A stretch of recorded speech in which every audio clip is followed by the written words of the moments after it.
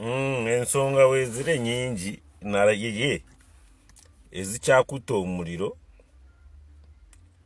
za Honorable Rebecca Kadaga. Honorable Rebecca Kadaga bagamba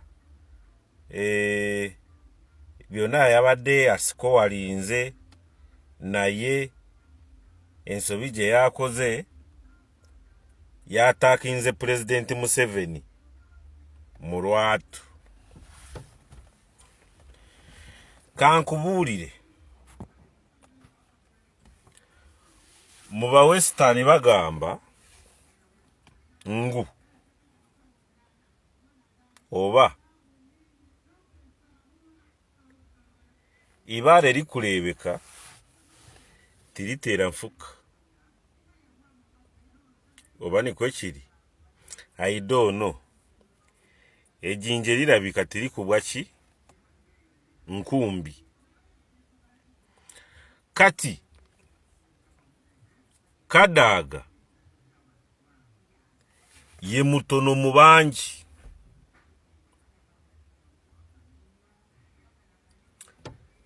Tokitegedde?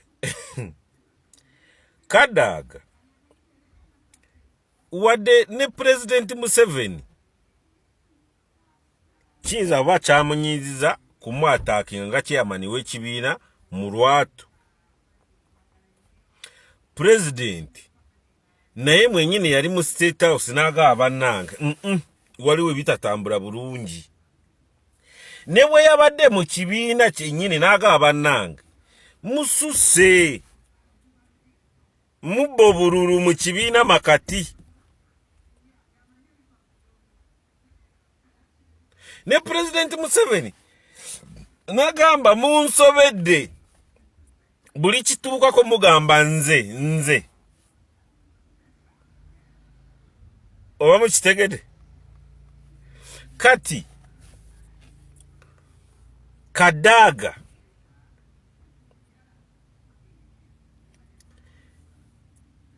oba bamuyite be bakazi enwaŋŋuli ate batagenda kuddizibwawo. Kati ojeeke Kadaga Busoga wali n'omulala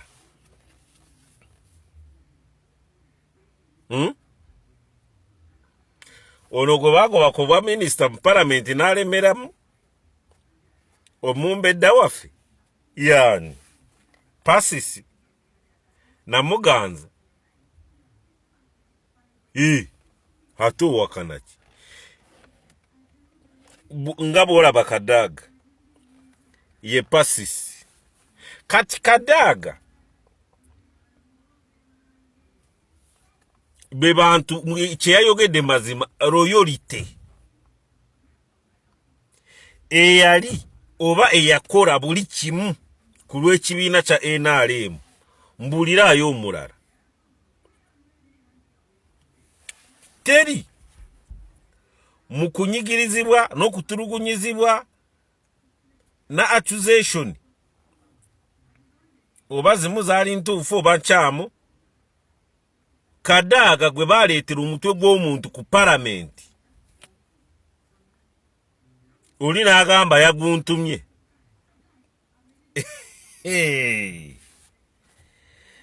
N'atuulako muto gikwatako omugenzi Oranya Mukama muwumuze mirembe ye yakiddukamu. Oyo gwe bayita Iron Woman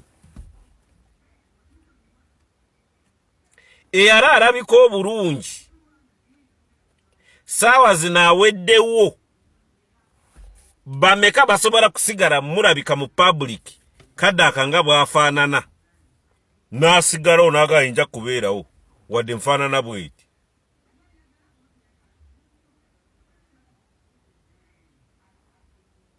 Otegera ekyo?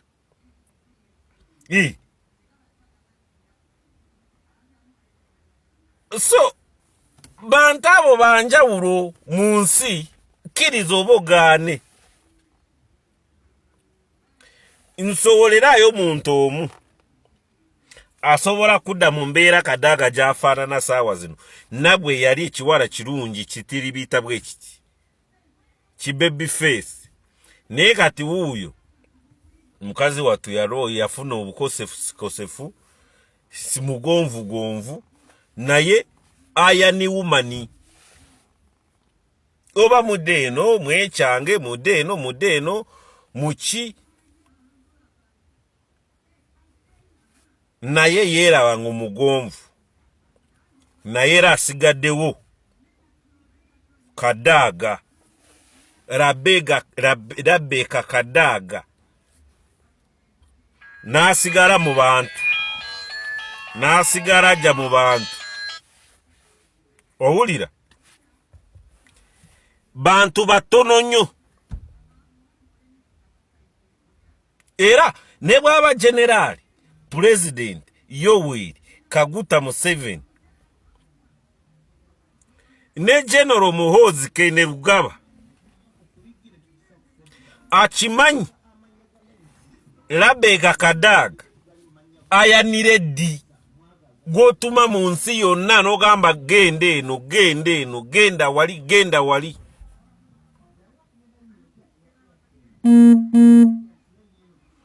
ekitali kubalala temukiwulidde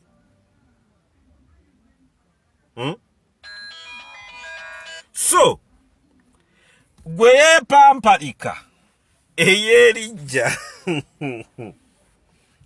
ne bw'aba tawangudde ekifu ekya vice chairman wa NRM Kadaga ajja kusigala w'amaanyi oba okikiriza oba okigaana mukijuwa kati Kadaga n'ayimira n'agamba Speaker waffe bamuteekako sanctions bamuyise eno tasobola gendayo osegeera n'ebirala naye Kadaga ju kubanga tuli mu kalulu bannange buli omu alina sayidi nze ndi ku sayidi ya Kadaga ne bwe mutuwangula Kadaga ajja kusigala w'amaanyi Kadaga ju